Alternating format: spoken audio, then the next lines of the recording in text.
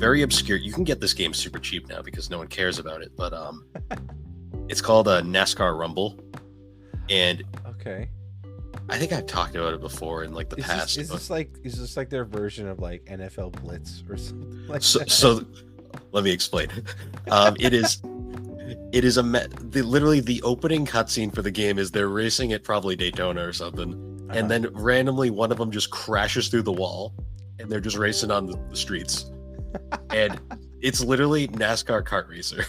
Oh, okay. Like all the cores, and like you can like the cars get like souped up with like these big like engine grills like popping out of the fronts, Okay. and it is literally like a kart racer. Like you go through like these completely outlandish like tracks, like going through like rivers and like over like ice mountains in NASCARs, by the way. Right, of course.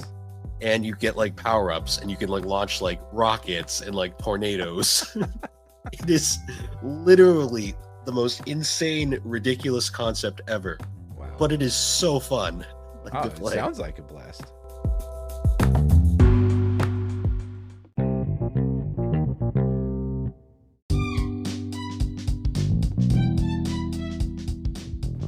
Hey guys, I'm Bill, a one-time Instagram blogger and now a podcaster. And I'm Alex, the chaotic neutral, And together we are the Gaming and Collecting Podcast a brother-sister duo, that talks about gaming. and also anime. And don't forget the collecting, sometimes. Ah, forget it. We're just a nostalgia podcast at this point. But anyways guys, thanks for joining us as we discuss the games that shaped us.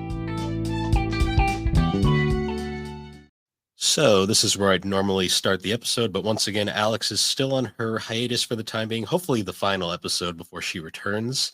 Once again, I am bringing in a number of guests to keep the show going in the meantime. And for this episode, I have Chris from 1 Hour, 1 Decision. How you doing, Chris?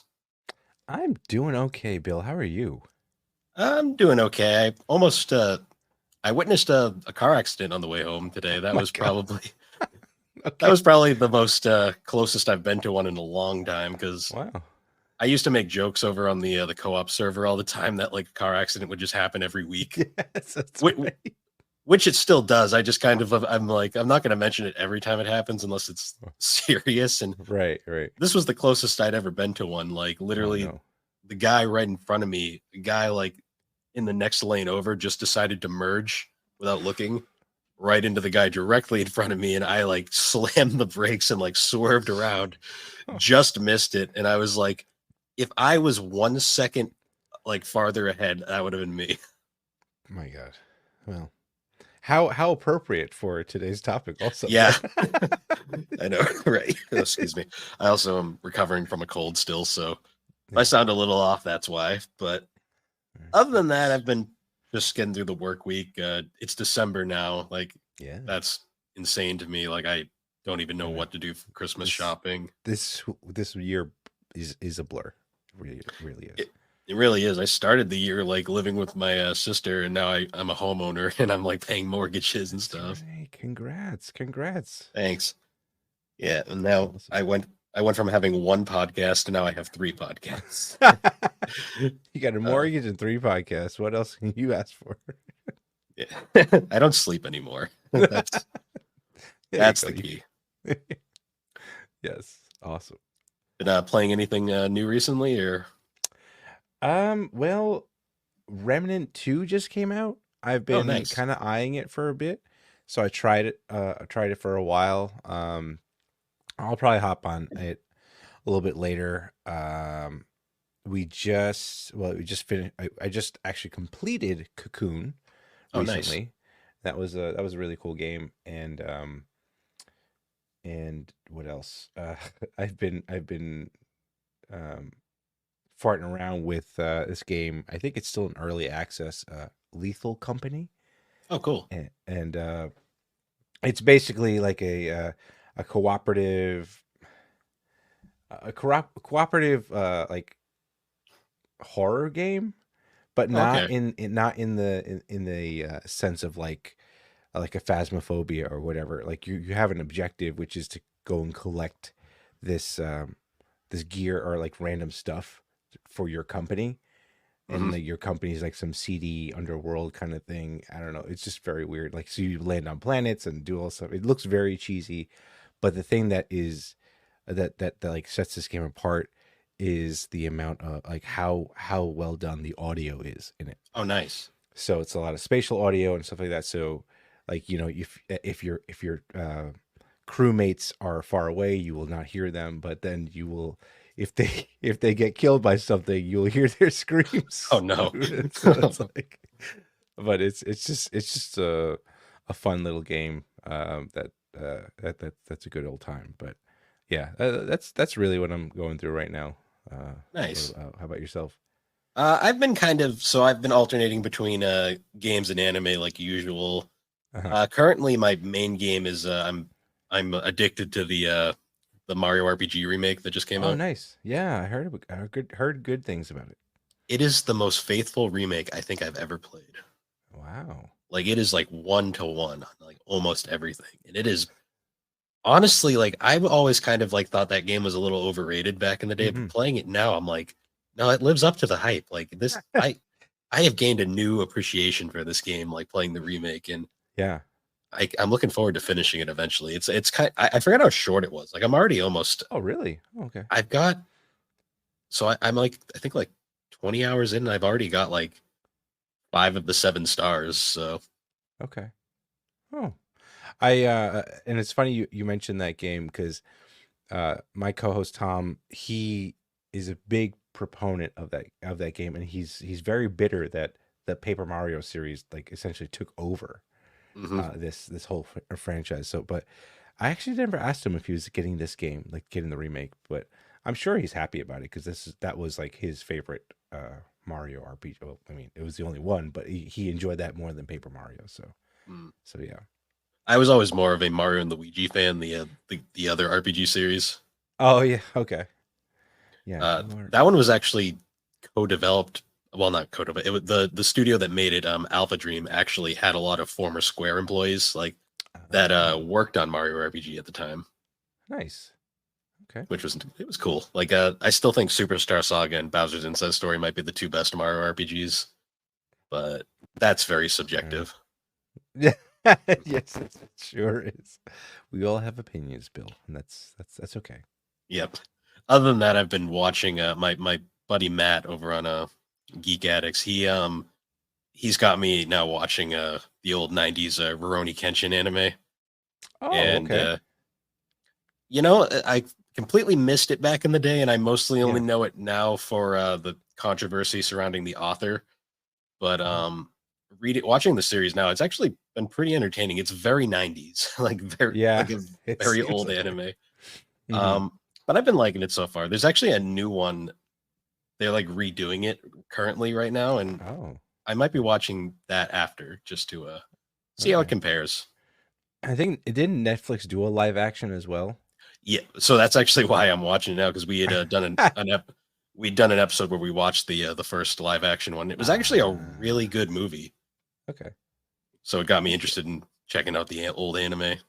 Yeah, yeah.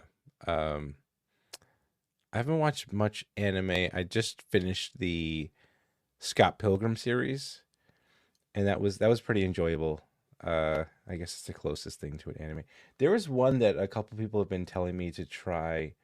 That's on Netflix, I believe. It's like Blue Samurai or um, Hmm. I don't. I'll I have forget to the total.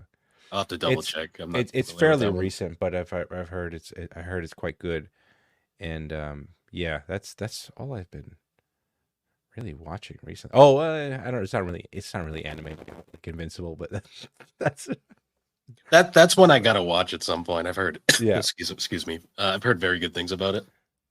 It is. It's I mean, Kirkman doing Kirkman things. So yeah, it's pretty well done and close to the source material. So Hmm. um and yeah, everyone like you got J.K. Simmons Hmm.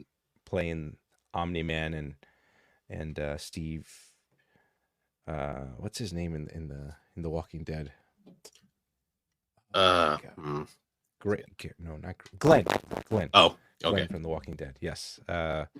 He's in the show too. He plays Invincible, and yeah, it's actually a pretty good cast overall.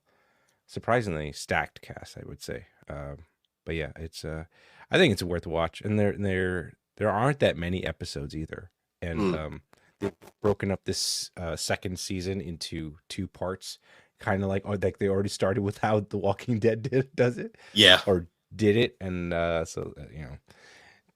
take that as however you want to take that, but it is well done though. So Yeah, that one's definitely on my list. Like I'm like really big into that old like 90s like style superhero kind of like aesthetic.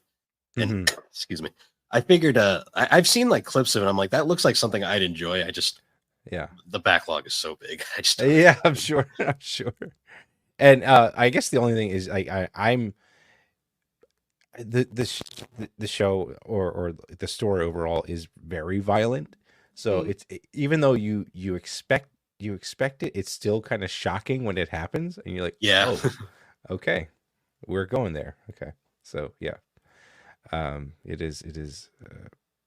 it's good though. Overall, I would say. Yeah, I look forward to checking it out at some point. Yeah. Have you tried the Castlevania series at all? I have. I've seen the Okay. first 2 seasons of it. I gotta watch season 3 at some point. I loved like Yeah. the first 2 Yeah. seasons I watched. Yeah, it was so good. And then there's the spin-off Nocturne that came out, and I was kind of up and down with that series, but it was for for a stupid cheesy reason I appreciate it more by the end of it.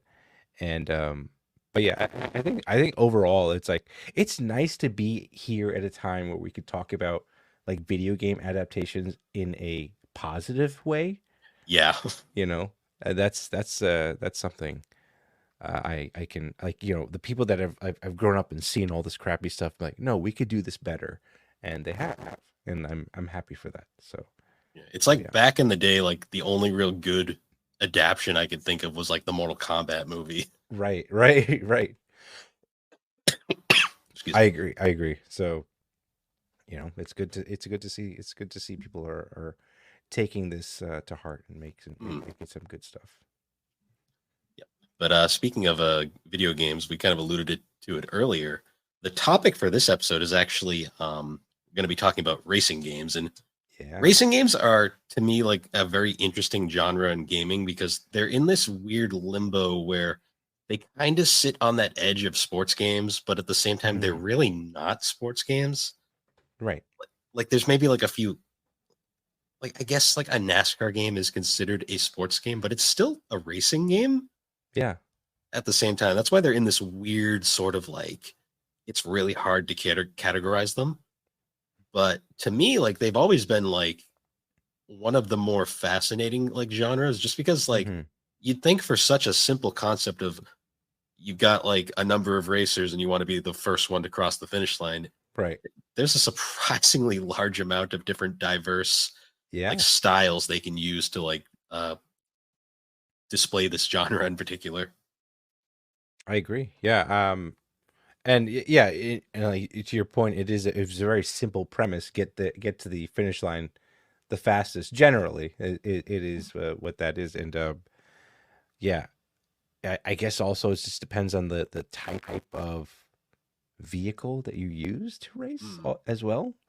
So like, as I was like trying to remember all the games, all the racing games that I've played in the past, it's like, man, you're right. It's a weird genre to be in, and I think that's why it's hard for like, when you talk about like game of the year stuff and those type of categories, sometimes this is like the hardest one to kind of find a game that might fit that. I mean, I don't know. It's tough. I don't know, but it is it's cool to just I mean, I'm glad that we had having this opportunity to kind of chat about this though, because I know I've played quite a few in the past, and I know you've got your Rolodex, your Wikipedia in your head of everything. So I'm kind of curious to see where this goes with you. Yeah. I guess like a little backstory, like racing games are probably my second favorite genre of video games behind RPGs. Nice. And in particular, like one of my hobbies for collecting, because collecting is not a fun hobby anymore, just because it's become so absurdly expensive over the years.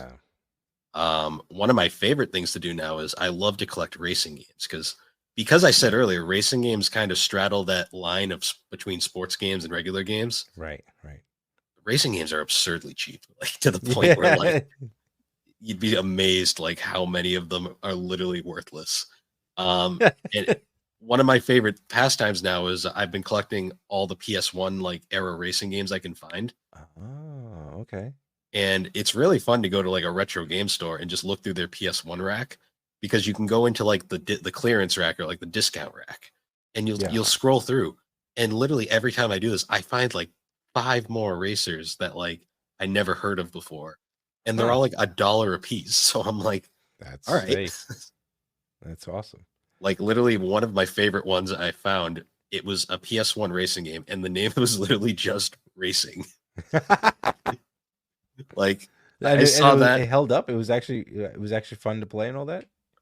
it was okay. Like Okay. for racing, it didn't. So it controlled okay. Like it didn't like it wasn't miserable to. I didn't feel like I was on ice while racing. Okay. But it was pretty. The tracks were pretty generic, and it was kind of a.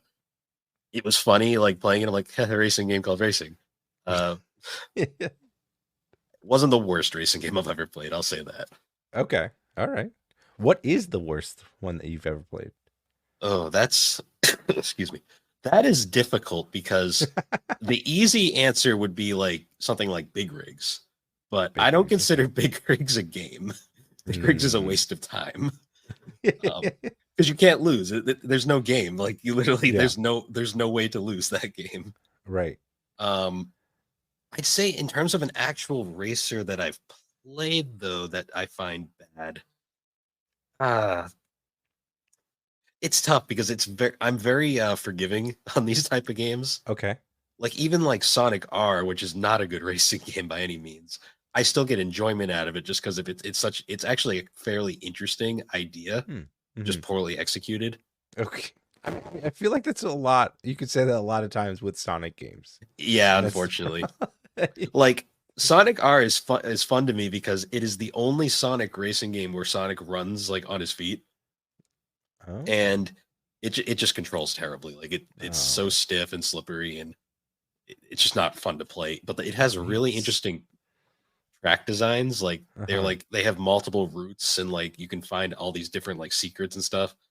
Like unfortunately, there's only 5 tracks in the game. It's a very very basic racer. And I always laugh because like the later Sonic racing games, like Sonic and Sega All Stars Racing or Sonic All Stars Transformed, right. Those are phenomenal kart racers. And a lot of people always ask, why isn't Sonic running? And I always joke saying, because they tried it in Sonic R and it was bad. And they actually wrote in, oh, go on. No, I was just curious. Like, does it like? I mean, I guess it has to play like a racing game, but I'm thinking as you're talking about it that it feels like Subway Surfers or something like that, where it's just like one lane that you just kind of switch back and forth between or something like that. So it is really weird. Like you have an acceleration button, but you can also hold forward on the analog stick, and Sonic will run forward. Oh. It is a very oddly like programmed game. Like he is so stiff to turn to. Like you have to you like wrench the D-pad over, and he like moves like a tank. Like oh no. And he's also stupidly fast, so it doesn't help make it any easier. Yeah. I guess they were trying to prove a point that like you going that fast, making a turn will probably be very difficult. I don't know. So. I'm not really sure, to be honest. Yeah. It is a fascinating period, and I mean, this was before Sonic really became the laughing stock of the industry too, because this was the Saturn era, and he was still pretty popular at the time. So. Yeah. One thing I wanted to ask was like, what was your first racing game? Oh man, my first racing, I have to, and this is really gonna age me, but um, I want to say it's the original Need for Speed Hot Pursuit. Oh, nice. Like, That is so that's Need for Speed 3, I want to say, on the I PlayStation. think no, no. Oh, okay. Older than that. This is just like I'm talking about like DOS. We're talking about like Oh, DOS kind okay. of like Need for Speed. I mean, it might have that might have been the one that got ported, but yeah, it was.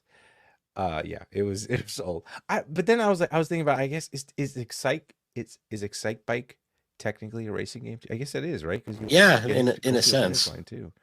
So yeah, but I mean, I vaguely, I mean, I have played Excite Bike, but like I just vividly remember playing Hot Pursuit and like, oh man, like the cops chasing you, and then just the only thing you see is just uh the pixelated kind of Hmm.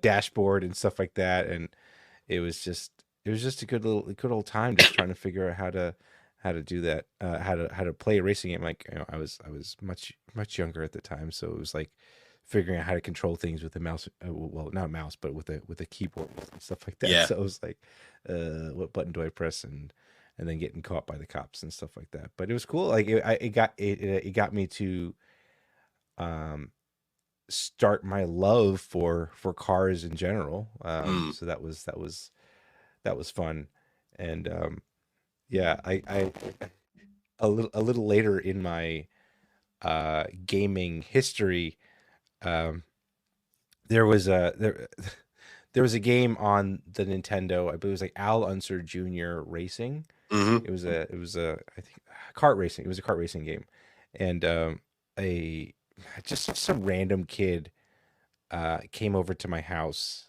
and he brought that over, and he was like, "Oh, this," like I was like, "Oh wow, this is really cool." And I had a my friend's copy of Battletoads with me, and he's like, "Oh, cool. Can I trade you for this? And like, I'll give you Al Unser." I was like, "Oh, sure. Why not?" So I gave him my friend's Battletoads, and I never saw him again. So I was left with this Al Unser Jr. game. And I was like, "Oh, okay, this was kind of fun, but not great." And then like my friend was like really pissed off.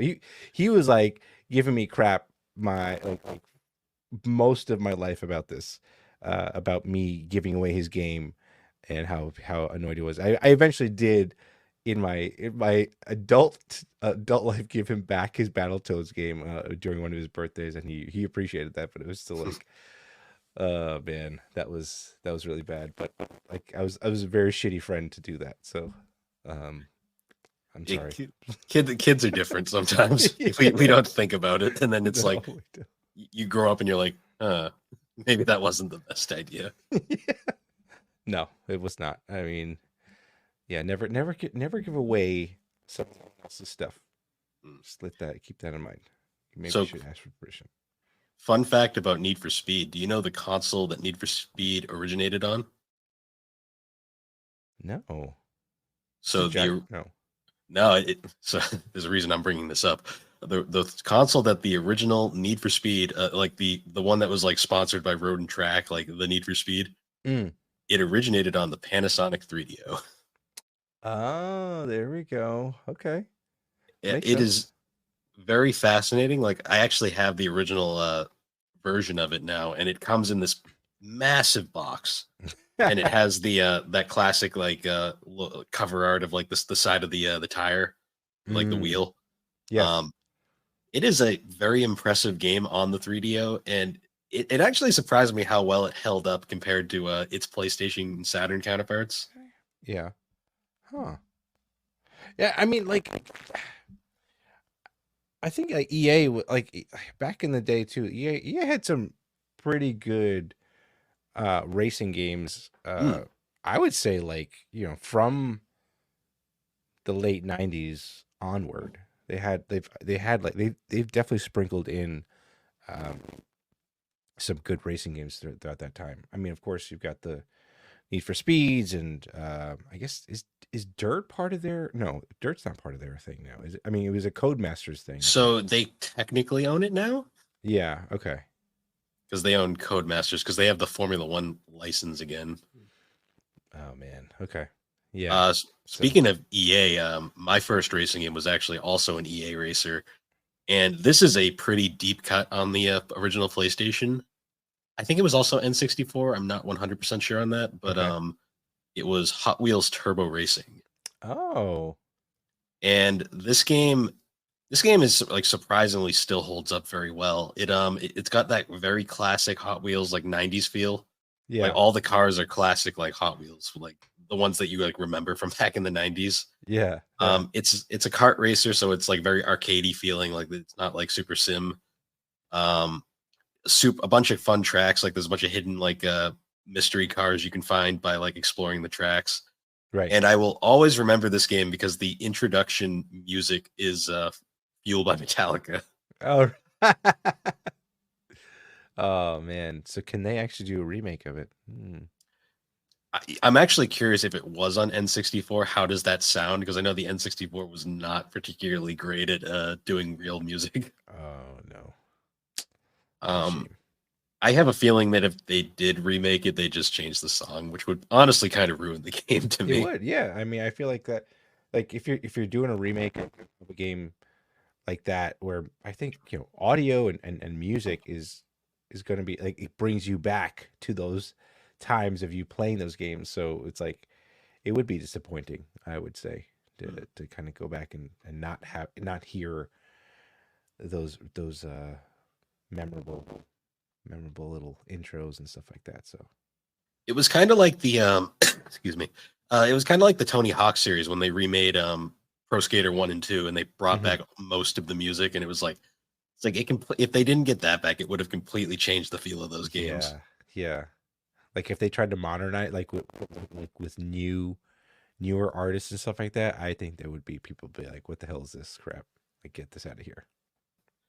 So we were talking about the classics, like bringing back old school racers and how they just wouldn't.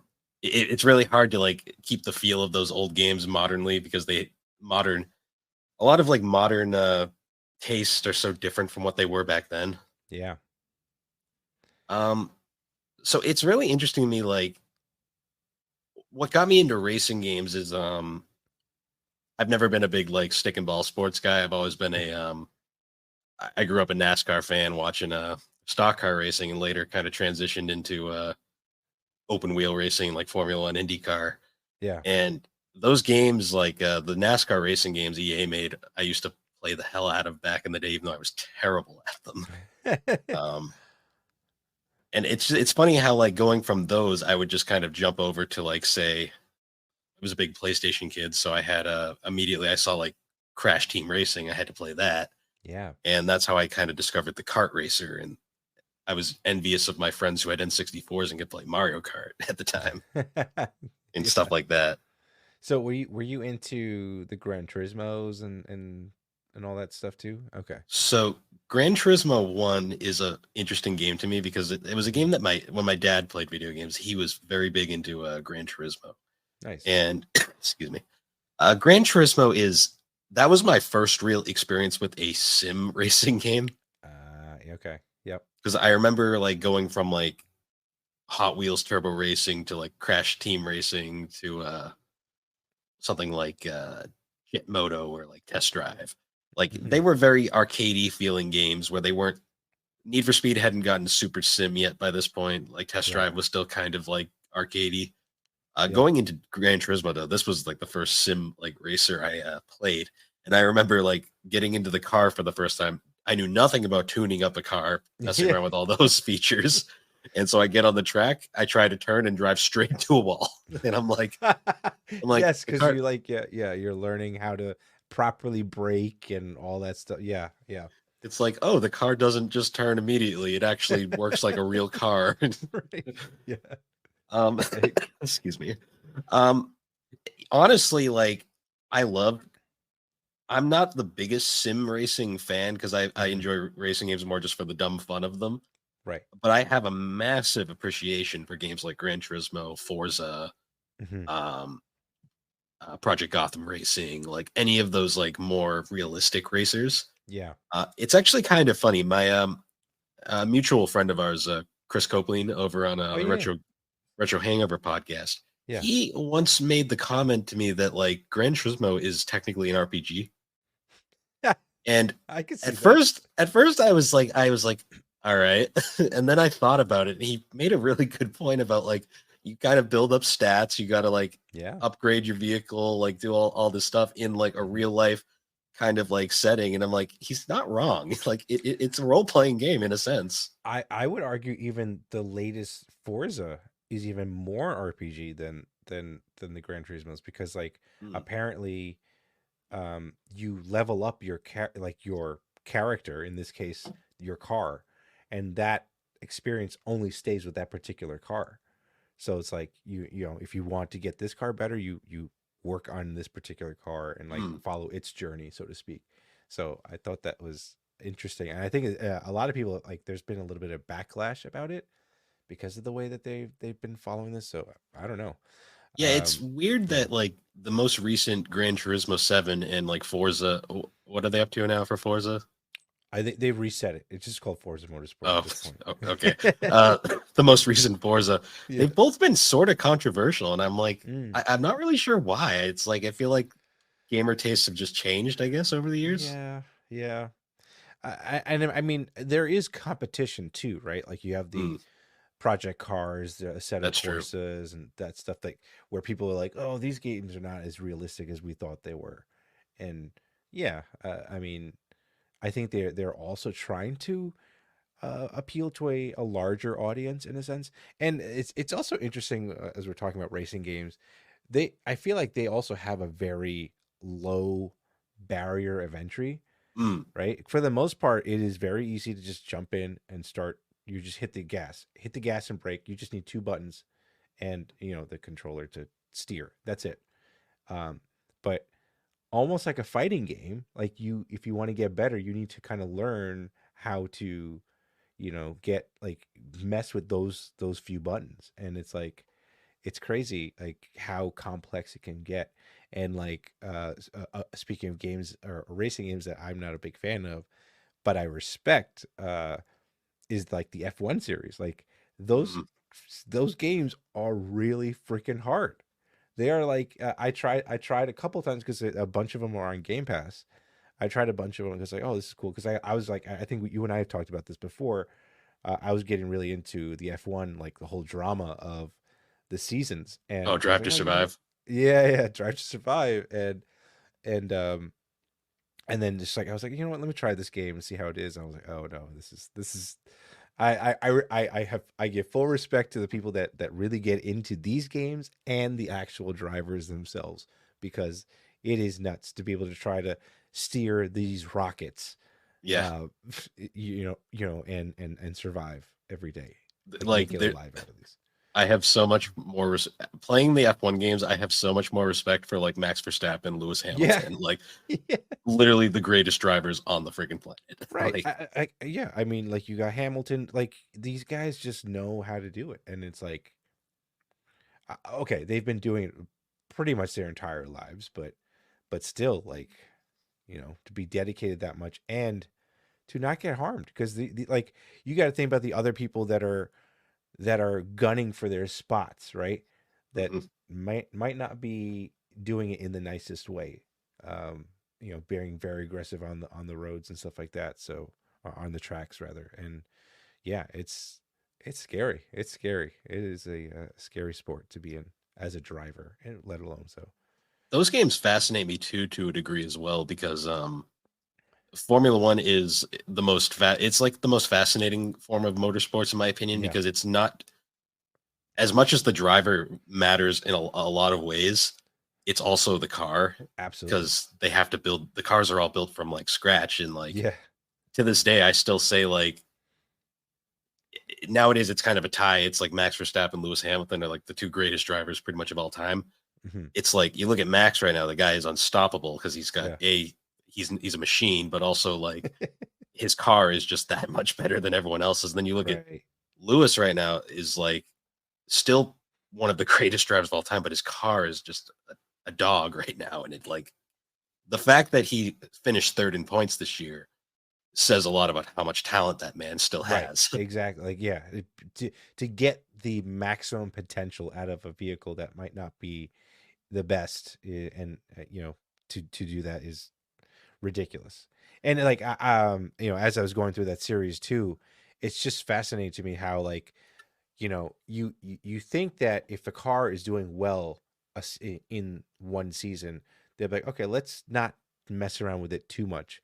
But like, to your point, they kind of be like, all right, let's just start all over and try to do something new. It's like, why? This worked before. It's just like, why do you have to do that? And I don't know if it's kind of like job security or whatever, that they want to show that they know what they're doing, or to kind of, squeeze the most potential out of a car. But like, that can really, for lack of a better term, blow up in your face. So it's like, it's crazy.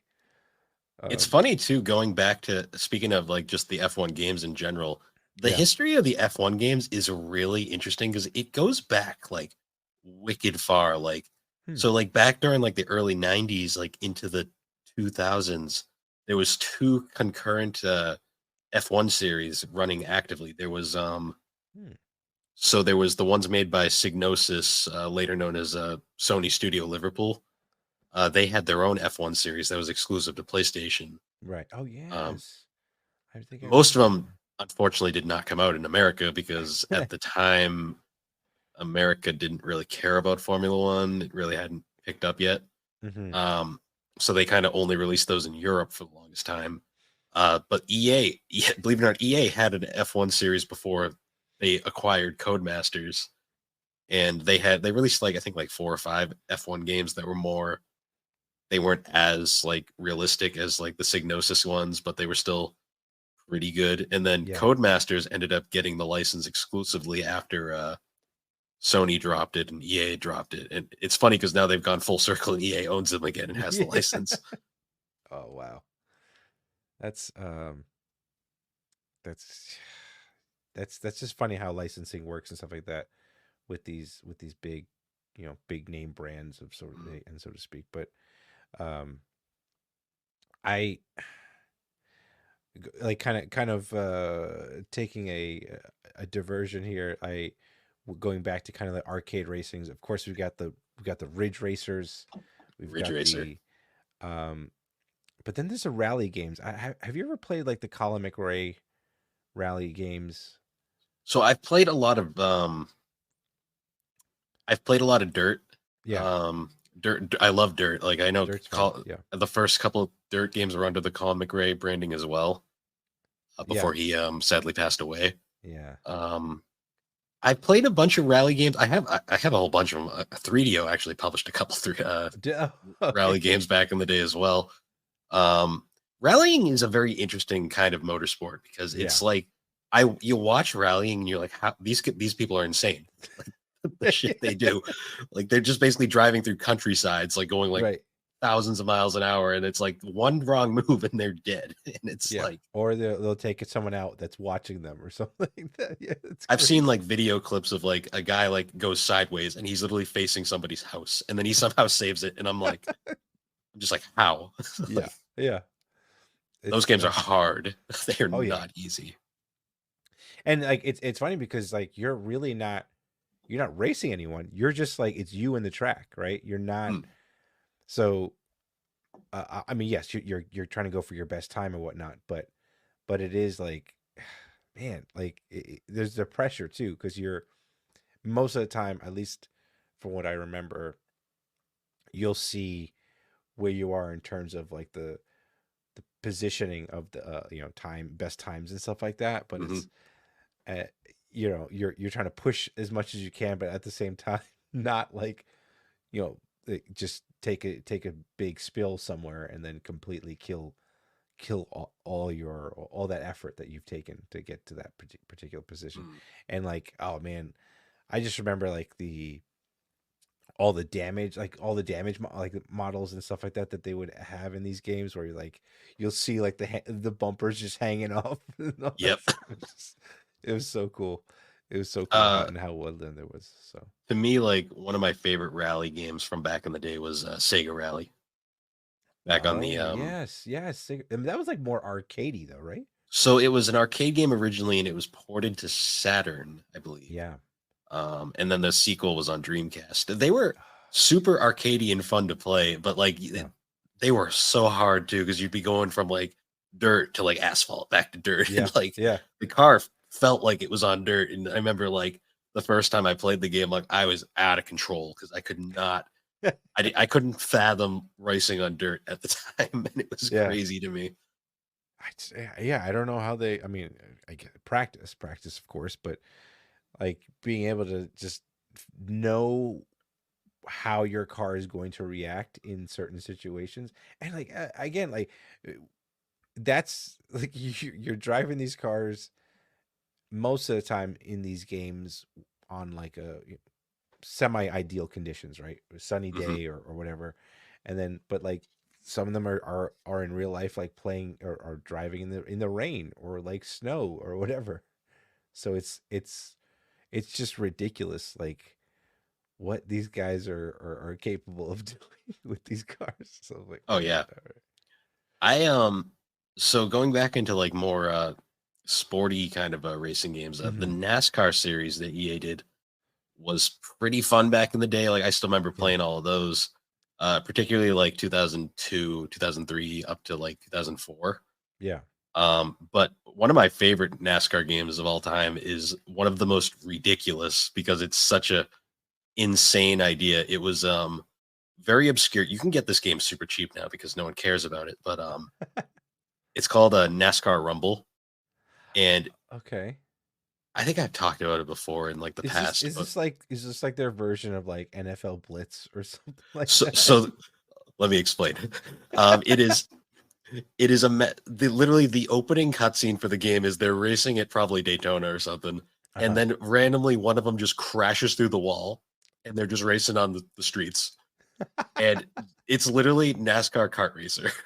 Oh, okay. Like all the course, and like you can like the cars get like souped up with like these big like engine grills like popping out of Oh the no. fronts, Okay, okay. and it is literally like a kart racer. Like you go through like these all- completely outlandish like tracks, like going through Mhm. like rivers and like over like ice mountains in NASCARs, by the way. Right, of Um, course. and you get like power ups, and you can like launch like rockets and like tornadoes. It is literally the most insane, ridiculous concept ever, Wow. but it is so fun like Oh, to it play. sounds like a blast. And like you can tell the develop. So it was actually made by EA.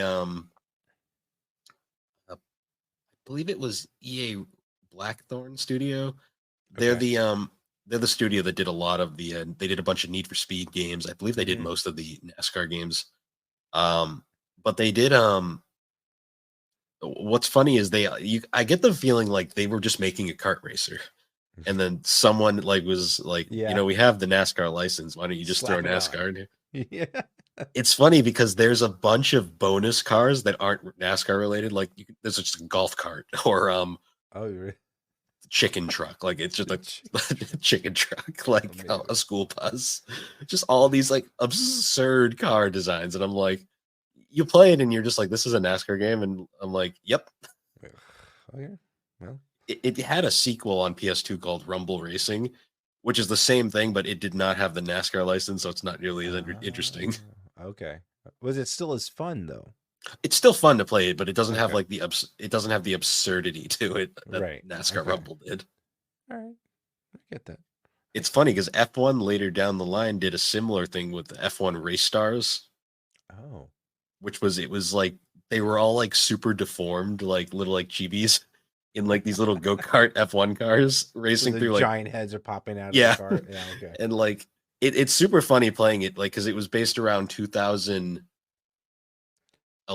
I want to say. So like Lewis is still driving like for McLaren at the time, and they're like still in the Okay. silver McLarens. Um, it's a really goofy game. Codemasters made it too, which makes it Oh, even did funny. they? Yeah, but it's a goofy kart racer that's like really fun to play. I guess they were getting a little. They wanted to, try something a little different from the regular F1 stuff. So yeah, good for them. to try that. Yeah. Because I'm sure, like you being a developer on like in one of these studios that all they do is make a particular game, like you've got to feel a little like I want to do something else, at least something a little different or whatever. Like, like the guys that do the FIFAs and the Maddens and the hmm even the Forzas. Like, I feel like you got to let them breathe a little bit, let them try something else out, like just so they can get that out of their system, get their creative juices flowing, and maybe that'll help them make new ideas for the next iteration of the series. But like, yeah, I don't know. It's kind of I funny. You go back to Gran Turismo, Polyphony Digital. One of their earliest games, like their only non-racing game, is like a rail shooter called Omega Boost. really, huh. It's like Panzer Dragoon, but you play as like a mech robot. Oh, It's oh, like the only game they made that wasn't racing related. It's pretty good. It's like a decent like rail shooter, but it's yeah. so random. Like when you put it next to like the rest of their gamography. Like I think the only other non car racing game is they did a game called Taurus Trophy, which was like a bike racing game. Mm, okay.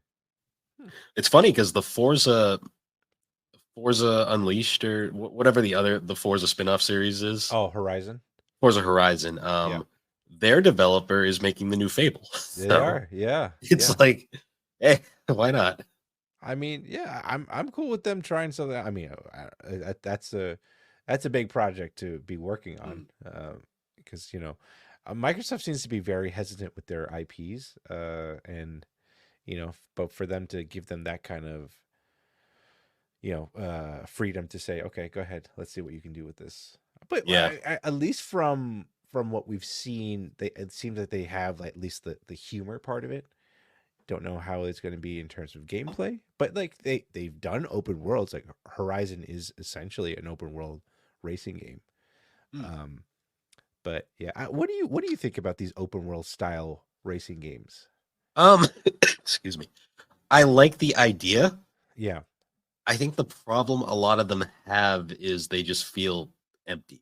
yeah, Like when the Crew got announced, like I was super hyped for that game, yeah. and then I played it and it had a story, and I was like, this is weird. um, the controls weren't good, and I was like, wow, the one thing I liked about the one key thing about this game that I needed to be good isn't good. Oh But no. it was very slippery to feel to drive. I don't know if it's been patched because I never played the Crew 2, but Yeah, um because like that idea of like being like an open world racer where you could literally drive from like New York to like San Francisco, right. that is a cool idea. And unfortunately, we still have yet to truly experience something like that because like I just Mhm. don't think technology's there yet. Yeah, Um, I love the idea though. Like one of my favorite. This isn't really racing, but it's a little tangentially related. Is say playing like an open world like sandbox game like Grand Theft Auto or something. right. One of my favorite challenges I like to do when I play Grand Theft Auto is I'll occasionally try like a run where I'll obey all traffic laws Yes, I think I've done that too. It's and just try to. incredibly boring. It's a lot. It tests your patience for sure, but It makes the game a lot different overall, yeah. but it's like really funny. Like you're stopping at the red light, just waiting, and you're like, Yeah, like okay, it's real yeah. life. This is why they don't make super realistic games like this because then you realize real life is kind of boring. Yeah. But like I'm curious to see what they're gonna continue to do with GTA 6 and stuff like that. Mm, But yeah, I agree. And look, I mean, I think the closest thing right now is what Flight Simulator, where they have all that map data, right? So like if mm, someone can get that map data now for highways and roads like that, I mean, it's possible. It's getting close. It's getting close, Bill. mm. So we might have that time where we can actually drive across the continental US. Like do an actual cannonball run with that. So Mm. that'd be kind of cool to do I that would to love see. to just go from like all the major like U.S. cities and just like do Right. this massive just like drive. It's gonna be a long overtaking, but you never know. Someday. Yeah. Yeah, someday. And Um, yeah. So moving on to a different kind of racer now. One of my favorite racing series of all time is it's unfortunately kind of in limbo right now because it's a Sony franchise, and a lot of Sony franchises are just in limbo permanently. But Wipeout, It's all Last of Us at this point. So I know. Sorry, Liv. Sorry. It's sad because I love the first Last of Us, and the second one just. Mm. I've never been so indifferent to a video game in my life, but that's a story for another day. Yeah. when I finally finish that game, I'm gonna have to do a podcast with her, and like we're gonna just have to like hash it out. Oh, that would be But- yeah. That's if I ever finish it, because that game makes me miserable. But anyway, so going back to Sony, the Wipeout series is probably one of my Yeah. favorite racers of all time. Because there's just something really cool about a super futuristic racing game with weapons, Mhm. and you go so freaking fast, and like the courses are just insane. Yeah, like I mean, could you would it, I guess I don't. I was gonna say like, is it kind of like a spiritual successor to like the F-Zero stuff? So they were like kind of rivals for a while there, because they Yeah. were releasing at the same time. The thing is, they don't really play similarly. Mhm. They're similar in the idea that they're futuristic racers that use like hover vehicles. Right. F-Zero is a bit more racy, I'd say, and it's more about like just overall speed. Wipeout's a bit more about like, it's about racing, but it's also there's like the battle like combat elements to it, because like all Yeah. the vehicles have weapons. And you wouldn't think that would add that much, but it changes the entire meta of like the racing games, because now you're kind of like strategically you have to like kind of like strategically like place yourself in positions, and it's not like a kart racer where it's like a gimmick.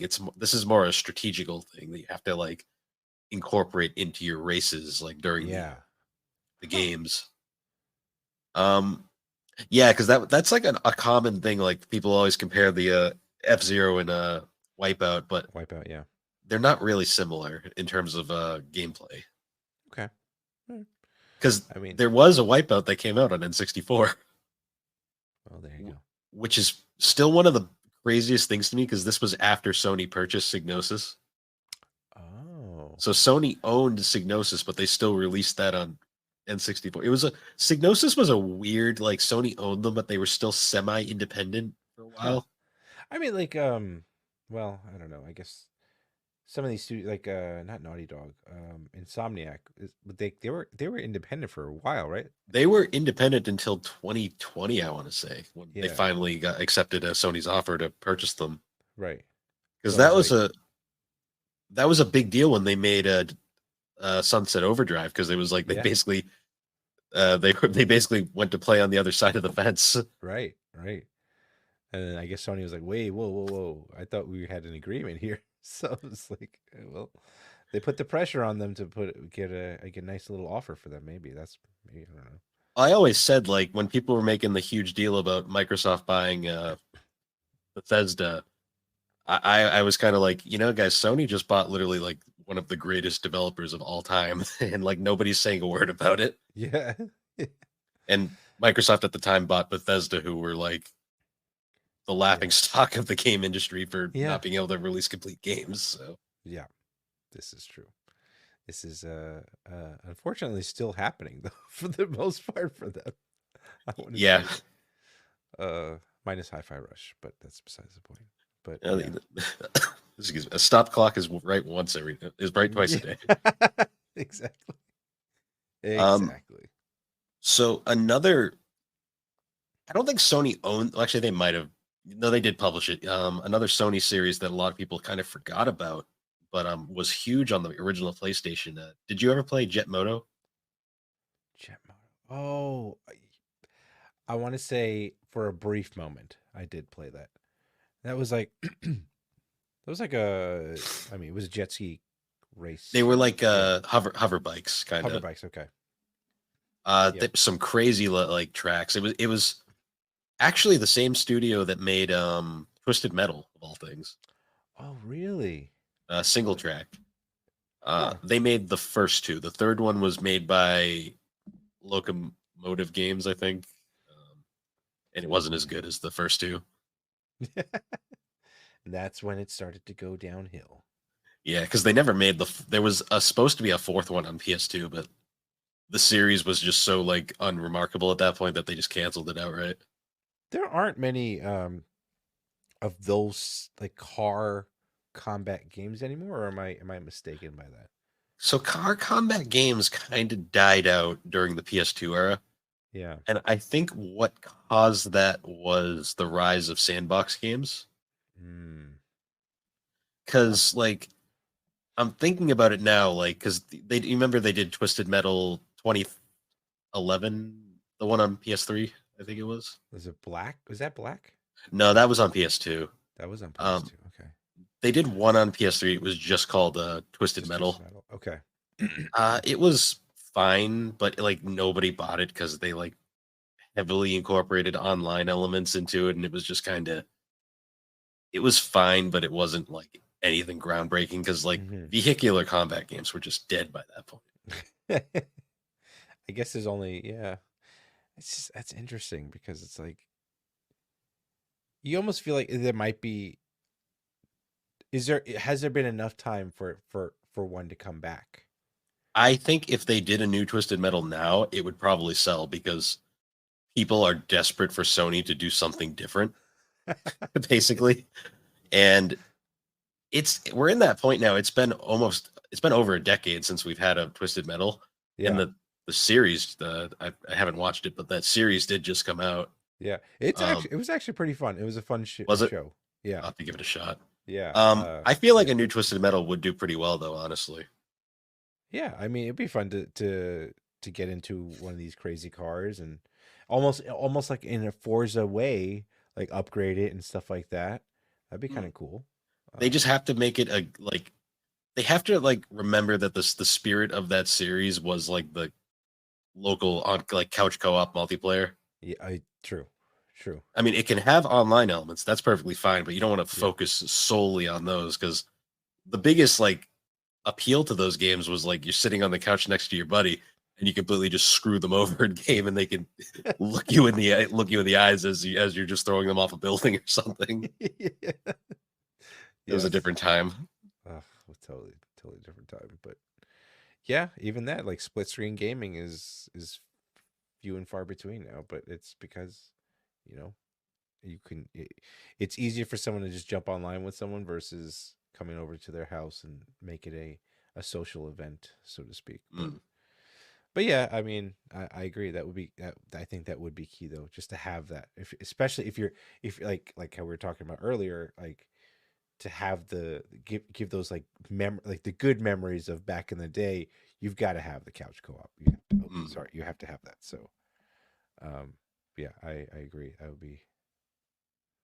If someone were to bring back Twisted Metal, that definitely needs to be there. But yeah. Now, speaking of a series that really need to come back, that unfortunately probably never will because Rockstar Games only knows how to make Grand Theft Auto now, apparently. Do you remember Midnight Club? Oh yeah, I remember Midnight Club.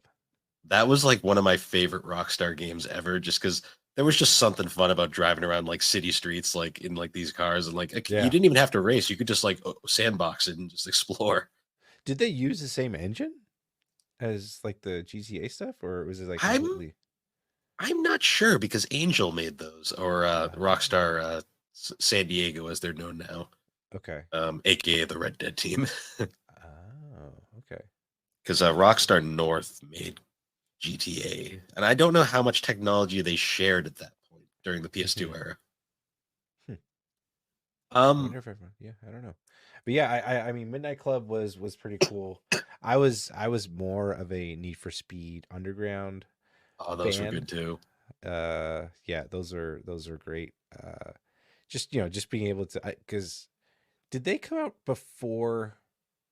I mean, Gran Turismo always had like you upgrading your cars, so to speak, but not visually like Need for Speed did. They didn't have the licensing like where I don't know. I could be wrong. I mean, I'd have to replay Gran Turismo 3 because it's been forever since I played that one. I feel like Need for Speed Underground took a lot of the ideas from Gran Turismo, but still kind of kept it in that arcadey feel. Right. Because whenever it comes to Need for Speed, there's kind of like two camps. There's the the pre-tuning era fans that like just the straight up arcade style games, Right. and then there's the post like underground fans that love all the tuning, messing with the cars and like upgrading. Yeah. Yeah. Because I mean, underground was a blast back in the it day. was so fun. So fun. Um, and great soundtrack too, I would say. Mhm. Like it was like I think it was a perfect arcade racer, I think, for that time. No, And totally. and you know, they really took the Fast and the Furious stuff to heart with it, and it One was of my fun. favorite. This isn't a good game. This is just something that I find funny. Is Need for Speed Underground was ported to Game Boy Advance back in the day, Oh, and I mean they valiant effort for what they were working with. But one of my right. favorite things is they tried porting the soundtracks over as well. So you get these horribly bit crushed like renditions. Like I always think of like one of my favorites is that the song played in every high school dance back in the day. The to the window to the wall song. uh, Imagine that, but like it's like super staticky, just like like just oh bad no. Oh no. on GBA. Like I'm curious, and I gotta check that out. I gotta hear. I'm sure there's a OST rip of it somewhere out there, but oh, that was wonderful to experience back in the Oh, day. good. That's well done to the developers trying to do that. But yeah, oh man. But I don't know, man. Um, One of my all time favorite racing games though has got to be Burnout. Um, Burnout is so good. Burnout is. I'll be honest. I was a little disappointed in Burnout Paradise, Okay. because they took out one of my favorite events in Burnout, which was the crash mode. Oh Like yeah, when you would just go and just try to rack up as much damage as you could. That was so fun. And so like I was so excited when they said that they were going to do a remaster of Burnout, and then I was like, oh, it's Burnout Paradise. I'm like, oh man, yeah. damn it. But Paradise is such a Burnout love. Revenge. Yeah, sorry. Paradise is such a love to hate game because it's like I love the racing aspect of it, but Right. it really got rid of a lot of stuff from those old games. Like, uh, which one was the one you were saying that you really liked? Like Revenge and like Burnout Revenge, 3. Yeah. Burnout 3 Revenge, and then no, Dominator. Burnout 3 Takedown, and then Burnout Revenge, I think, was the one after it. I think There so. was also Dominator. I always just remember that title. Yeah. Yeah. Those were was fun games. yeah. And I think it fell into that same problem because it was like an open world ish racer. Like there really wasn't much to do Mm, outside of like, you know, getting to the course or whatever it was. So I yeah, mean, you like if you did get close to a car, you could rev your engine, or was it like rev your engine, flash your lights, and then you start a race like on the fly, which I thought was kind of cool. But you know, that's neither here nor there. Like I want my crash mode. I can't do yeah. it. It's like, Um, excuse me. I was thinking about you. You mentioned like Crash Mode. Now, this is a very modern like racing game. Like it's, I mean, it's been out for a few years now, but this is like one of the more newer ones. It's on a PC. Have you ever played a BeamNG? no. It's like so. It's like a racing kind of like open platform kind of game where like people make just mods for it and stuff. Okay. It has some of the most realistic damage in like any racing game ever. Oh, really? Huh. Like there's a map that someone made that's literally called like the Leap of Death, and it is so there's two ways you can play this one. You either have you can start directly at the top where the leap is, and it's literally just a ramp that you can jump off into this massive like canyon like pit. And like when the Okay. cars hit the ground, they just literally explode into like pieces. It is some of the greatest like there's a YouTuber named Jimmy Broadbent. He does a lot of like racing sim stuff for YouTube. Yeah. He does a bunch of BeamNG stuff, and just watching the freaking damage that those games the cars given them is that freaking Oh, is that the thing? Excuse me. I've seen a couple of videos on YouTube where they compare like how a car would like these particular type of cars would survive a particular scenario. Is that Mhm. is that game? um Possibly, I'd have to look at the videos honestly. Okay. All right. I'll send you some. Maybe you can, like, there was one recently I saw where they were showing a bunch of like SUVs parked right in front of like this, just like this solid concrete uh block. Mhm. And then there would be like an 18 wheel that just rams right into the SUV just to see what would you survive that accident. And like most of them would just crumple into into nothing, into tinfoil, like tinfoil. So I'm not sure. um Maybe that sounds like something you could do in BeamNG. yeah, but I mean, like everything, it was pretty impressive. And you mentioned like how accurate or how well done the damage models were. So I was like, oh, that sounds like something like that would do. So Mm. Unfortunately, the driving isn't the best in that game, but yeah, the damage makes up for it because it's like, holy shit, like that's crazy. that's cool. It's actually kind of funny to me, like thinking about Gran Turismo. They didn't have damage in Gran Turismo until 5. Yeah.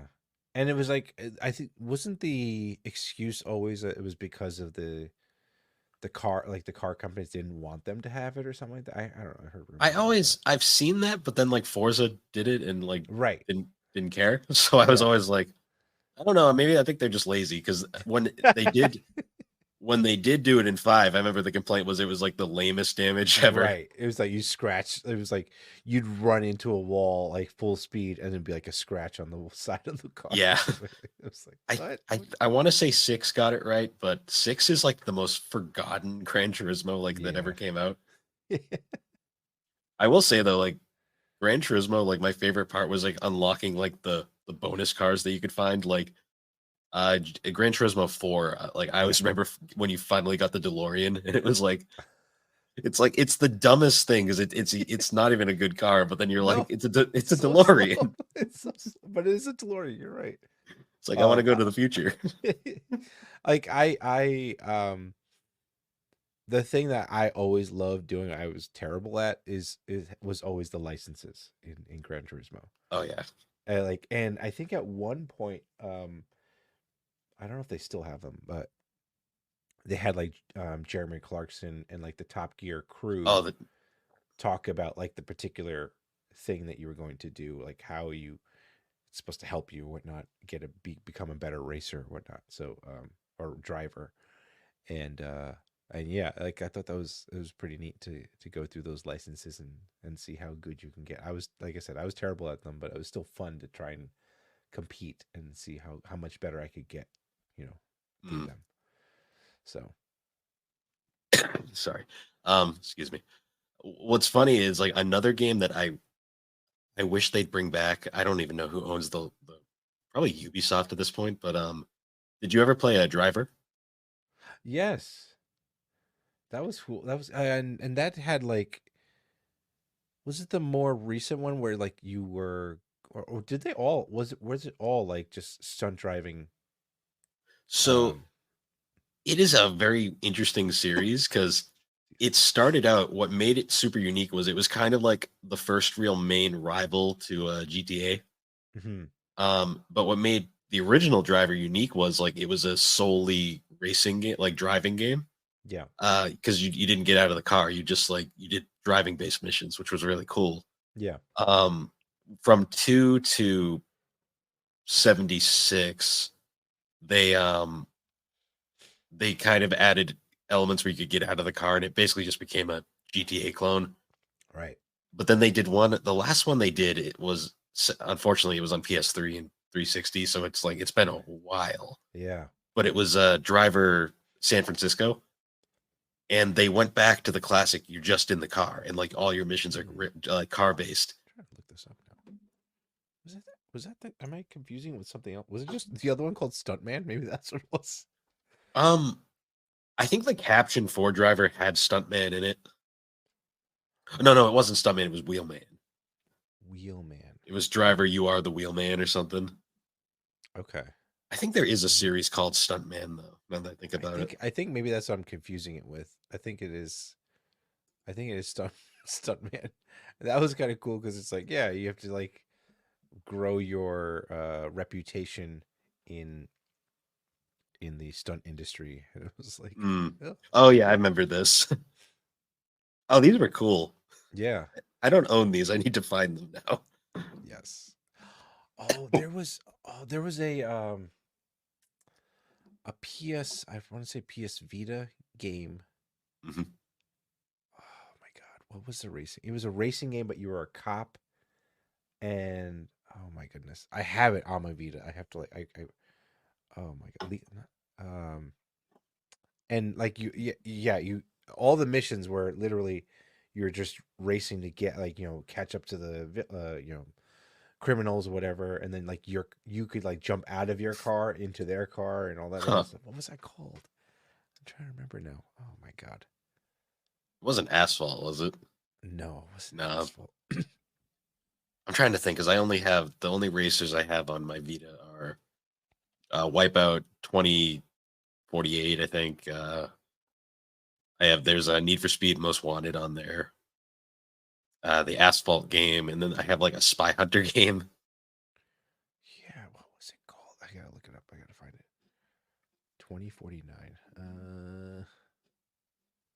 Most Wanted. Maybe it wasn't a PS Vita game. Maybe it was a PSP game. Oh, what are you thinking of? Pursuit Force. Yes. Okay, that's I think PSP it's game. Pursuit. Yeah, okay. Yes, that was a cool game. That was a cool little.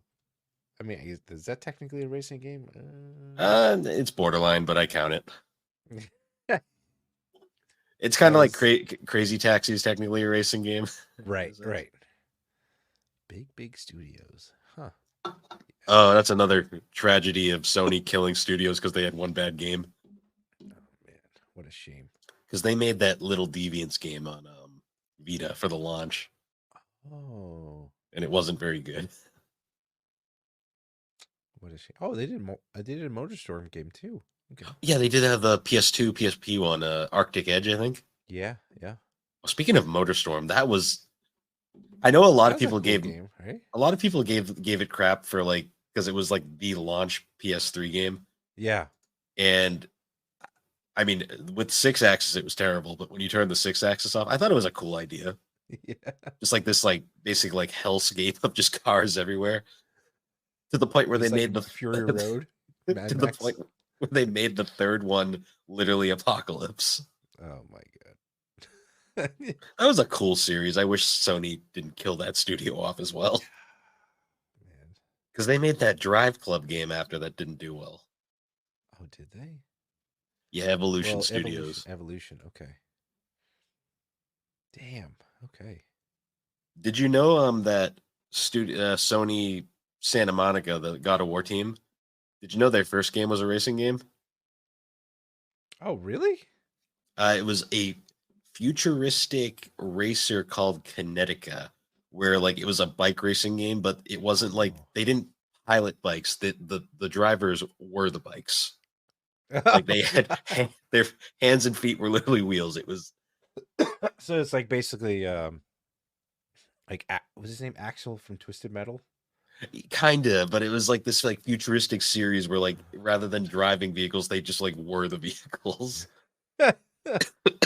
It's a surprisingly fun racer, but it's so bizarre. You're like, this was Sony Santa Monica's first game, and they like didn't make anything after for years until God of War. Well, I mean, then they got their chance. Who was it? Not Corey Balrog. Who was the first guy? Oh, the father of God of War. What's his name? Oh, the Twisted Metal guy. What's his name? Yes, that's that guy. How am I? Oh, David Jaffe. Jaffe. Oh, Jaffe. Jaffe. Yeah, Yeah, I think it's Jaffe. yeah. He's his thing. He got a chance to make a god-killing video game and did well. Well done. Mm. So yeah. What other? I mean, like for me, like even like those kart racing games, I be like I haven't really played one that I've like that's like really stuck with me. I know obviously there's the Mario Karts and Mm. the Crash Team Racings and stuff like that, but it's just like for me, You know one that was really good that I kind of miss? what's that? Mod Nation Racers for PS3. I've heard good things about that game, and I think I actually have that on the Vita too. Yeah, they did the road trip one, I think, on Vita. Yeah. I have that. That's a pretty good game. It's what's cool about that was it was basically like Little Big Planet, the kart racer, Yeah. before they actually made a Little Big Planet kart racer. Where you could like make your cars, you could make your tracks, like you could basically do anything. Like it was the whole Yeah. like kind of make your own games thing that Right. Sony was doing at the time. Yeah. And I think recently, did you get a chance to try Hot Wheels, the new Hot Wheels? I have not. I've been meaning to pick that up. I just I, money's tight at the moment. yeah, I've been hearing it's been good. I think it was like I think I picked it up. I think Sony had it on one of their like um what do you call it? Their PlayStation Plus collection or whatever it Mm. was. Um to grab it there, and I think I might have I think it was on Game Pass for a while too. I'm not sure if it's still there, but that was I've been meaning to try that too because it seemed like it could be a little it could be fun Mm. because like I think Horizon had their Hot Wheels, like I don't know if it was like an event or like there's a particular track you can get on, and then this game came out and it was like we'll just do the whole game like this, and I was like, okay, that sounds cool, be fun. I'd be Yeah, down to try that, but I gotta try that one out because I mean I love Hot Wheels Turbo Racing back on PS1, so I figure you'd think I'd yeah. really be into another Hot Wheels racer at some point. I've just never really tried any of the other ones now that I think about it. Mhm. Probably do that at some point because they're Yeah, probably pretty good. I'm sure. Um, Speaking of other types of racers, did you ever play Road Rash? Oh man, yeah, like I mean, way back in the day, like yeah, yes, I do remember playing that game, and that was wow, that just took me a trip down memory lane there. For sure. EA literally like used to before EA became EA. EA really had like some really cool games back in the day. Yeah, yeah, Road Rash in particular, I always thought was a cool idea because it was like it was kind of like Need for Speed, but on bikes, and like you yeah. would like fight other people while on the bike and avoiding the cops. Just There's one on 3DO as well, and it's like literally, I still think it's arguably the best 3DO game. yeah, okay.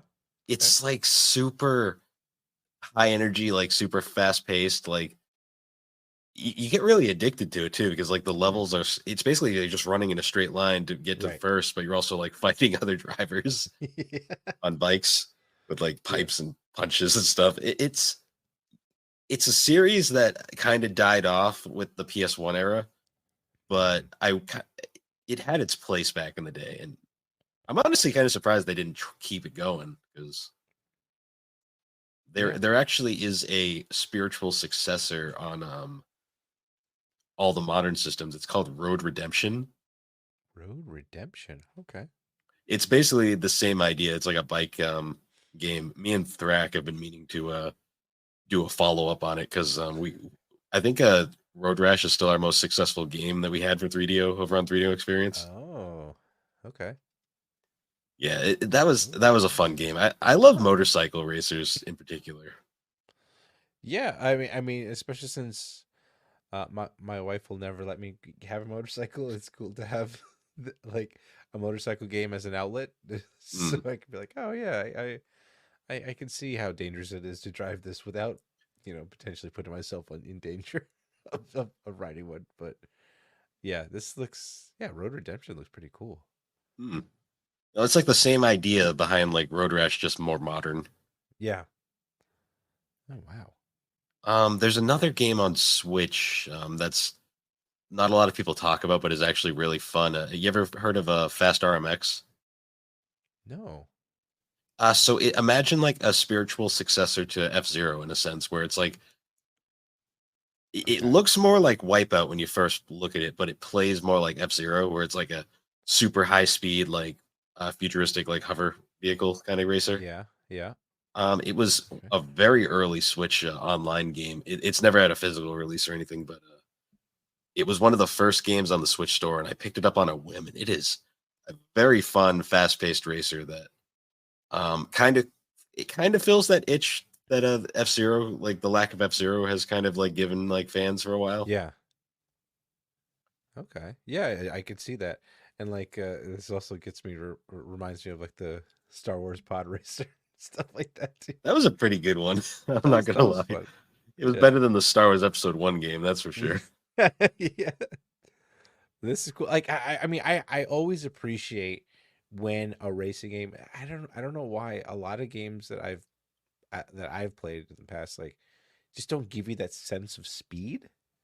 Mm, And then it's like it's just you just feel like you're going through the motions. Like you don't feel that tension whether it's like like the audio with the like the wind kind of like just ripping through your ear and or like the screen kind of adding the action lines or whatever it is like it's like all those like subtle things it's just like important to give your player that like the extra tension. I mean and that's why I loved like Burnout when Burnout did that too, like when you were like when you dropped that nitrous and like your like everything just kind of went blurry. It was just oh, so fun. It's like you were just tempting fate at that point. So like you're gonna crash. It's like just hold on for that for dear life. So you want to know another really cool, obscure PS1 racer that a completely different type of racing this time around. It is Yeah. So my buddy Josh from the Still Loading podcast, Oh, yeah. he tipped me off to this one because he did a whole episode on it. But there is a snowmobile racing game on PS1 called Sledstorm. Oh, okay. It is. You'd think it would just be racing in snow, but it's like it's pretty crazy how they kind of got like that snowmobile kind of feel. Yeah. Excuse me. Oh, geez. Excuse me.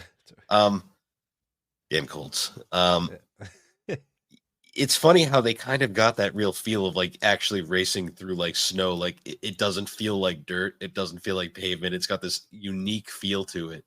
Yeah. And you're just like snowmobile racing. It's like crazy. Like I loved that period of racing games where they were very experimental and it wasn't like strictly cars or bikes. Mm-hmm. I agree. That's important. And I think I don't think either one of us has really touched any like was there any like really space or flight racing games that That's a good question now because I'm actually thinking about that. Because like the closest I can think of is like Diddy Kong Racing, where like you could switch into flight mode, uh-huh. but that was just kind of an alternate race, like kart racer. I guess you could kind of do it in Sonic All Stars Transformed as well. That's actually really interesting. I'm like trying to think now. Is there a flying based racing game?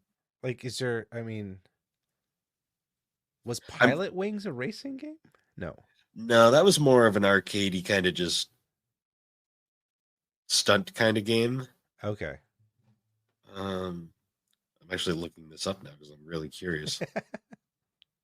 Flying racing games. I've never heard of. Oh, we're getting into some iTunes store garbage right here. I just found a picture of a Hummer with wings. So Oh that my god. that leads me to believe there is not a No. legitimate. Oh my! I'm gonna look away from this now. Oh, well, I guess there was a game called Red Bull Air Race. That might be what we're looking for. I guess most of the time it's going to be combat, right? It's going to be combat, Yeah. like, yeah. When I think of like air, like flying games, like immediately, like my thought is like Ace Combat. Yeah, yeah. I'm not sure if like racing, because like the closest thing I think of is like Wipeout or something, where it's like Mhm. more, you're not really in the air though, you're kind of just on the ground. Yeah, I guess that's true because like how would you do that because you couldn't keep a plane on a track, so to speak. Yeah, it's harder, like, Yeah. because now I'm trying. There's got to be a space racing game. Like that feels like it would make sense, but Right. I'm probably going to be disappointed when I look this up. Yeah, I don't know. Space racing games. Star Wars Episode 1 Racer. I guess kind of. Yeah. Yeah, I guess thinking about it, I guess that's just kind of like a medium that wouldn't work exactly compared, Yeah. especially like, oh, But now that I'm thinking about it, though, I just had a thought. There's another kind of racing that does work. Water racing. Yeah. Yeah. Because I just thought Hydro Thunder Yeah. or Hydro um Thunder. what was the N64 wave race, Wave racer. Yep. Wave race. Wave race. Yeah. like jet ski racing essentially. Um, I think the whole thing is it's like you need just like a solid surface really, or semi-solid anyways. Right. Right. Yeah. I guess that's it, because you're and yeah, it's not only that, but like I guess you're going in and you're not really like you can only go horizontally, so to speak, as opposed to, you know, being able to like be like, oh no, I'm gonna take my direction up and to the right kind of thing. I don't know. I think It's just I think the problem that comes with trying to make a racer in space or the air is you kind of need a track like layout. yeah, yeah, But when you can kind of go anywhere, it's very hard to keep a layout permanently fixed. yeah, And I think that's partially, I guess, like the closest thing I can think of is this is going to be a really wild stretch, but Superman 64 going through the rings. I Yeah. guess. Yes, that's the only thing you can think of. I mean, he controls like a car in the air, so Yes. in a sense. Oh man, that's true. Oh man. But would that be Flying fun to car. play though? Yeah, yeah. Probably not. It's funny we haven't mentioned it yet, but like to me, like one of the most iconic racing games probably ever made is Daytona USA. Yeah. I was wondering when that was gonna sneak in, but yeah. That Daytona USA, Cruising USA. Cruising USA as well. Yeah. You still can go to like a pizza joint and like find a Cruising USA like Right. arcade cabinet sitting there. Yeah. I was laughing. Me and Alex went to Retro World Expo recently, and we met up yeah. with Josh from Still Loading, and at one point they were playing Double Dragon, and they like completely were just engrossed in this, and like completely just I had went to the bathroom and I came back and they didn't even notice me. So I was like, all right, they're good. So I just went to walk around and there was a Daytona USA cabinet on the other side conveniently. Oh, And I was like, all right, I guess I can do a couple races here. It is that game to me is like the perfect racer because like you can just literally hop right in. yeah. It's not super like realistic, but it's realistic enough, but it's also super arcadey. Yeah. And like you could just jump in, do like a couple races, and then come back. And like I literally did that, raced like 3 races, then came back. They were still playing Double Dragon. They didn't even notice I walked away. Oh my gosh. Like I remember, and like, and of course when you had like the 4 cabinets next to each other, you literally were racing against other people there, and it was just a grand old time trying to compete with these people. And then um the one game I know I put a lot of quarters into was the Initial D arcade machine. Oh, nice. I know exactly what you're thinking there. That was so fun. And of course they had the amazing soundtrack as well when you're driving those cars. It was just it was just such a good time, right? That's like with Daytona USA for me is like that Yeah. the guy just singing like the Daytona, like that just make when a racing game has a karaoke mode that they've done something right with the sound design. Yeah. Then it Oh, sings man. game over to you when you end the game. Right. It's great. They- Sega AM2 was just different than most developers back in the day. It's true. They just had a good time. Had a good time trying to make these like wacky games and making them as wacky as possible too. The 90s and early 2000s were just such a fun time for gaming because like there was none of the stuff that we have now where it's like everything's got to be like AAA. Like there was Yeah. just so much experimentation. Yeah. It was like almost every developer was an indie developer back then. Yeah. I mean, because people were just like, just ship it out there. Who cares? Let's see what if anything Yeah. sticks. And they actually had to finish their games and That's because they true, couldn't too. patch them at the time. Yeah. Yeah, otherwise you get panned. You could be like, "This is terrible. Don't ever make a game again." And then Yeah, you get big rigs, and you're winner. yeah, have you have you I don't know if you would consider this a racing game, but maybe in a way. Um any of the Mud Runner or those kind of that series, have you tried that? Um, I've played one of them. It was a while ago, so I'm kind of fuzzy on it.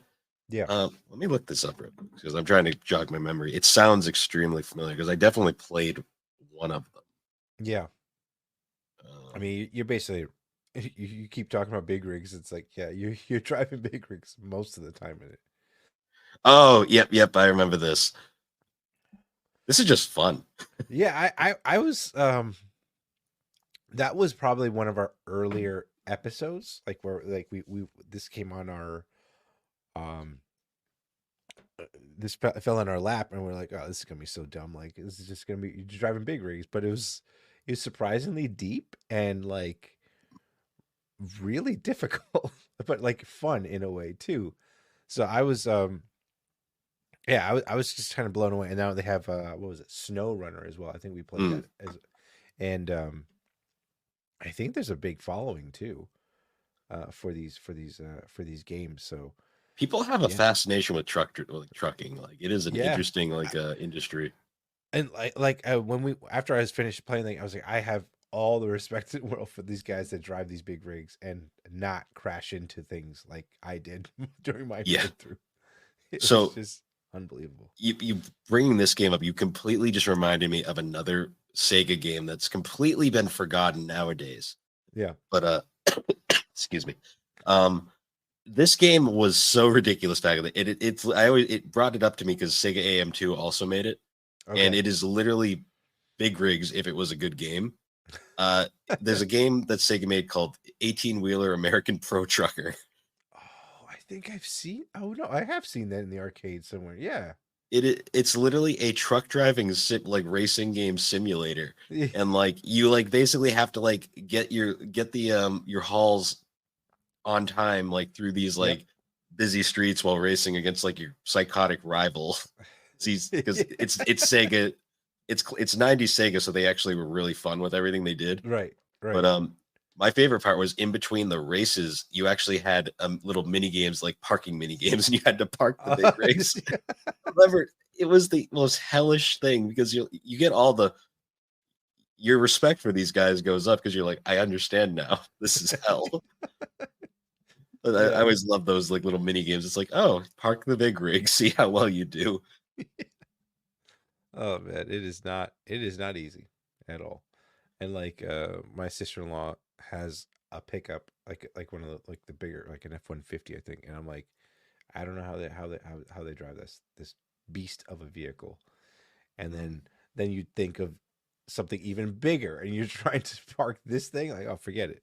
I'm done. Yeah, I'm not doing I this. have I have so much respect for those guys, especially like dealing with the shit they have to deal with on the highway all the time. Oh my gosh. Yeah. Yeah, totally. But yeah, what can you do? Everyone's got to make their money. So we're coming up on 2 hours, well, getting close to 2 hours. I Yeah. think this would be a good time to like. I think we said we would do top 3 racing games of all time, Ooh, yeah. and I've been trying to think of this the entire episode, and it is a lot harder than I expected. Yeah. Yeah. It's true. I don't know if I I don't know if I would put mine in any particular order. Um, but Burnout 3 definitely is on that list. Nice. Um, Need for Speed Underground, and ooh, I know I'm picking all like essentially real car stuff. So and it's probably gonna be Gran Turismo 3, I think, Nice. for me. And like only because like I never had a Gran Turismo 2 came out on PS1, right? Yeah, I never had a Yeah. PS1, so like my first real Sony um, console was the PS2, and that was when like yeah, GT3 was everything for me at that Mm. time. So that was always a good time to play that game then. The But graphics were unreal in that game when it first came yeah, out. yeah. Oh my goodness, it was just it was so good. And then like I think was that I remember no maybe it was something else. Did PS2 allow you to play a custom soundtrack? Or am I thinking Uh, about that differently? I, hmm.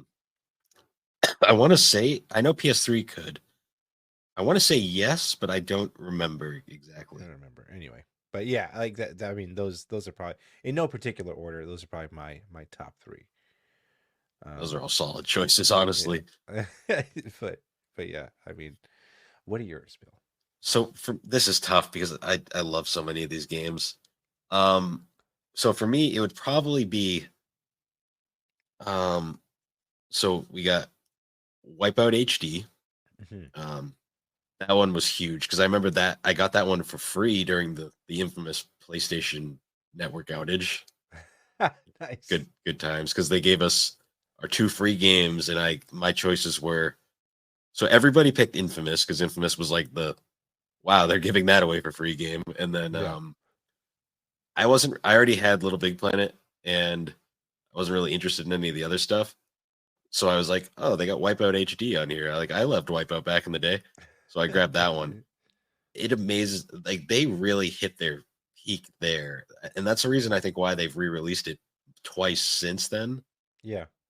Because that it's just such a great like futuristic racer. Like it's kind of like they solidified every aspect of that franchise into one complete game. Huh. So that one's Okay. up there. My second is Daytona USA. Like that is still Yeah. like one of my favorite racers just of all time. It's dumb arcadey fun with like the most uplifting, just kind of like everything about that game is positive. Yeah. Like it doesn't matter if it's the original arcade version, the Saturn version, the Dreamcast version. Right. It's just fun no matter what. And then my final one, this one is very nostalgic to me, and the game itself probably isn't the greatest racer Mhm. anymore by today's standards, but this was like the game I played the most on my PS2 back in the day because it was just one of the earliest games released for it. But that was Test Drive Off Road Wide Open. Oh. It was interestingly made by Angel Studios, so like one of their before they got acquired by Rockstar, it was one of their few kind of out like branching out games. Hmm. And it was a cool racer, but what I loved is it had 3 open world tracks where you could literally just explore these like for the time massive 3D environments, and like they had like all these cool little like Easter eggs. Like one of them was literally Yosemite, and you could like there was a giant rock mountain that you could climb up with a Hummer or something if you had the right traction. Yeah. Um, there was a forest fire you could find, and there was like fire trucks driving around that you could drive with. Oh wow. There was train tracks, and like you could actually like get hit by a train if you wanted, which was fun as a kid. As an adult, you're like, wow, I was very entertained, I guess. But I hadn't played it for years, and I recently picked it up just for nostalgia's sake. And I'm like, this Yeah. is still pretty fun. The Yeah. cars control very well. Its intro theme was also fueled by Metallica, which I think is kind of funny. Um, Okay. yeah, it's the Test Drive series to me was always kind of like the second. It always played second fiddle to Need for Speed for like years, Yeah. Yeah. which granted kind of was deserved because Test Drive just was never as good as Need for Speed until they got to like the later games like Test Drive Le Mans on the Dreamcast is like an amazing endurance racing game. Yeah.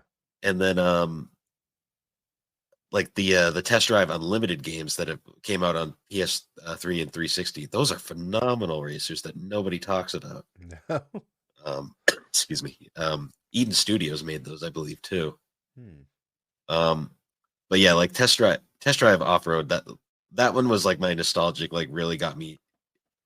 That solidified my love for racing games by far. Nice. Nice. You know, I don't think we mentioned this game, and I'm surprised we haven't. And that's Ridge Racer. Where Oh, so we mentioned it briefly and we kind of forgot about it early on. like most of everyone, I guess. Oh, Ridge Racer. Oh, you know what? I might change my listing in Ridge Racer Type 4. Mm, That game is so okay. I might kick out Wipeout HD. Ridge Racer Type 4. wow. Okay. That game is like perfection to me. Like that is like one of the best PlayStation racing games. All time. Okay. All right.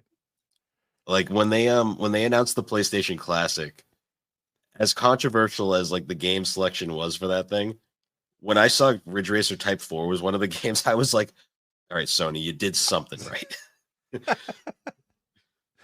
Nice.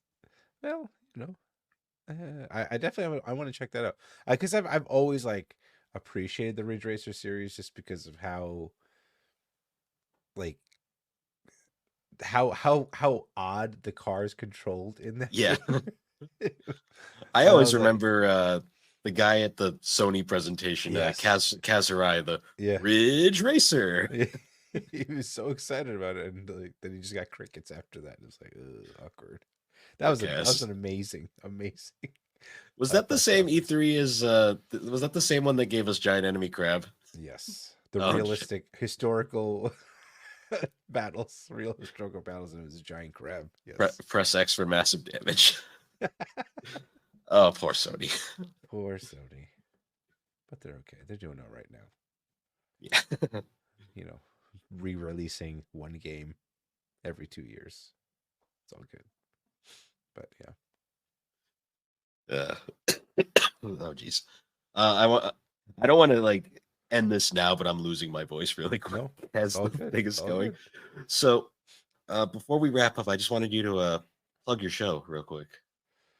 Yeah, and first of all, thank you so much, Bill, for having me on this episode. No, thanks for coming on, dude. I'm sorry I forgot about it for a month. No, not at all. I mean, I was just like, I'm gonna be like, this was probably my most daunting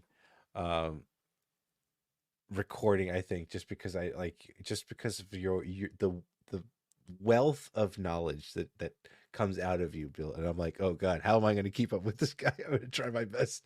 And so, I mean, you pulled out some ones that I completely forgot about. So, well, I mean, that just might be because of age at this point, but that's fine. But yeah, like it was such a blast to chat with you about, and then kind of go back on that nostalgia train and talk about some stuff that we've both talked, shared. So yes, the whole point of me is to plug my show. Yes, I am Chris. I am part of the duo that does 1 Hour 1 Decision 1H1D. It is a Xbox Game Pass podcast where we play a random game on Xbox for an hour and decide if it's worth playing past that hour. So we've been doing that now for just over 3 years, almost, I think, at this point. Hit our 150th episode recently as well, so that was cool. oh, nice. to be able to do that. And yeah, Ironically, this is going to be episode 151. Really? Yeah, Yep. there you go. Congrats. And so yeah, it was we're on socials, Twitter or X or whatever, TC1H1D. We've got a link tree that where you can check out the show, and I'm on the Discord with you, Bill, on the podcast. Oh man, I keep forgetting the name of the show, the podcast thing. It's Podcast Collective. Co-op Network. Co-op Network. Thank you. There you go. Thank you. So yeah, I'm on there too. You can come say hello there. And again, I thank you so much for letting us chat about this. And we definitely need to have you and maybe Alex on the show as well when we get to 2024. So Nice. No, I had said it when we had officially met last year. I think it was last year on the show that was formerly known as Hey Drunk Gamers. Love those guys, but yeah. I had said it there, like, as a collector, the idea of your show you think would be like the exact opposite of everything that I stand for as a game collector. But that's honestly why I like it so much, because it is a different perspective, and like Right. I love the idea of like you guys just pick the game and then it's like you get the 1 hour to decide, and it's either you like it or you don't, and you move on. And it's just to me like that is fascinating because these are a lot of games that I probably wouldn't have even considered. And Yeah. I can't say I listen to every episode, but I try to at least keep up with you guys as Yeah.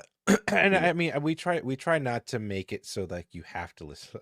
That's we would appreciate if you listen to all of them, but at the same time, we know we're like, we're still learning how to get better at, hosting the shows and stuff like that, but also trying to like the way I think of the show now is like almost like here's all of our episodes and you could pick the ones that you're kind of curious about and maybe learn a little bit about that game.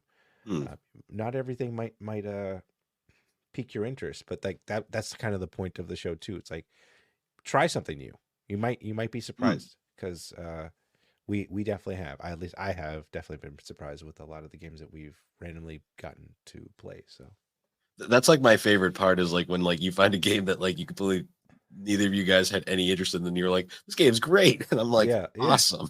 Like, yeah, it's cool. It's cool seeing it. I mean, like Cocoon was one of them. I was really blown away by it. I was like, oh, okay, this seems like it could be kind of neat for like a hot second. But I was like, okay, I think most of the time what I've learned for myself as someone who plays games, I appreciate when the designer respects my time and also um, takes the time to kind of layer the game loop, so to speak, and like just continue to just build on it, and then so that I can get better at the game and appreciate it, and it's not like just the one trick that I'm doing over and over again. So that's something that I've grown to appreciate as well. So no, definitely. And I'll be sure to include all your links in the description for this episode.